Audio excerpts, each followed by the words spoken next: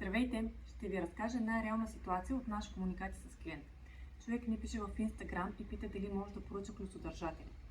Отговаряме нормално и учтиво. Цена, доставка, срок. Казваме, че още на следващия ден можем да ги изпратим. Той ни дава адрес, офис на куриер, телефони. Ние дори уточняваме детайли. Кой е ключодържател, в каква кутийка ще бъде. До тук стандартна поръчка. След това, както винаги, проверяваме в системата. И виждаме, че този човек има непотърсена поръчка от 2023 година. Персонализиран продукт, одобрен, изработен и изпратен. И върнат обратно към нас. Това за нас означава платени материали, вложено време, изработка, опаковка, транспорт в двете посоки.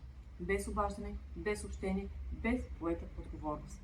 Съвсем спокойно му обясняваме, че предвид тази история, новата поръчка може да бъде изпратена само с предварително плащане.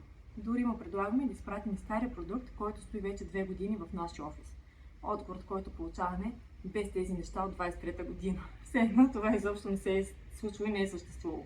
Обясняваме отново цената. Той казва, че иска да поръча, но не може да плати предварително. Нито по банка, нито по Revolut. Настоява за наложен платеж. Ние съвсем логично отказваме, защото вече веднъж сме поели риска и сме били ощетени. Все пак решава, че може да преведе по Revolut и можете сами да чуете. Всъщност, знаете ли какво искам да ми изпратите и което не съм си го взел от еконта и двете работи ми изпратите. С наложен платеж. Или да ви ги пратя по Revolut. Изпратете ми Revolut си направо.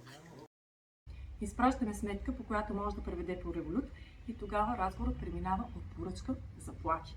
Ще се обадя на защита на потребителите. Изпуснахте ми 50 лева. Дано никой не си купи нищо от вас. Това е моментът, в който искам да кажа нещо наистина важно. Предварителното плащане не е каприз, не е дискриминация и не е незаконно.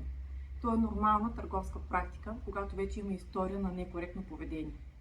Малките бизнеси не сме длъжни да работим на загуба, нито да търпим натиск, манипулации и заплахи.